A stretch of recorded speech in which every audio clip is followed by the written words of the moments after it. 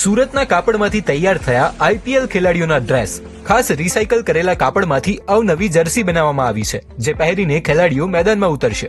સુરતમાં બનેલા આ ખાસ ફેબ્રિકની ડિમાન્ડ કેમ છે અને તેની શું વિશેષતા છે તે જાણીએ આ વિડીયોમાં. पानी ये भीतर नहीं जाता, ये ऊपर के ऊपर खड़ा रह जाता पानी, ये भीतर नहीं जाएगा. बाहर का बारिश हो चाहे कुछ भी हो.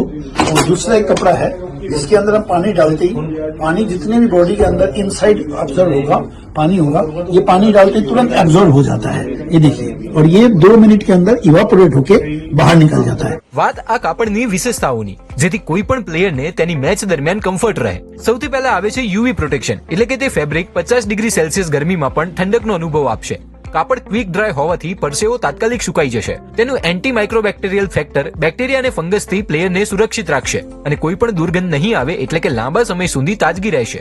कैसा कपड़ा बनना है? कपड़ा इन लोगों को चाहिए लाइट वेट कपड़ा चाहिए हमें हमेशा, और स्ट्रेचेबल, फूड वे स्ट्रेचेबल बोलते हैं हम लोग, जो स्पेंडेक्स के साथ बनता है.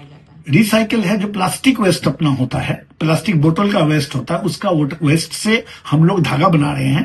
और धागा बना के काफी कंपनीज आई है, वो धागा बना के हमको देते हैं, उसी का रिसाइकिल यानी कि हम पॉलिस्टर बना के सप्लाई कर रहे हैं. આમ હાલ તો ગુજરાતમાં લોકો કાગડોળે આઈપીએલની રાહ જોઈ રહ્યા છે, ત્યારે આ વખતે સુરતનું કાપડ પણ ધૂમ મચાવશે. સુરતથી દિવ્ય ભાસ્કર માટે શ્વેતા સિંઘનો રિપોર્ટ.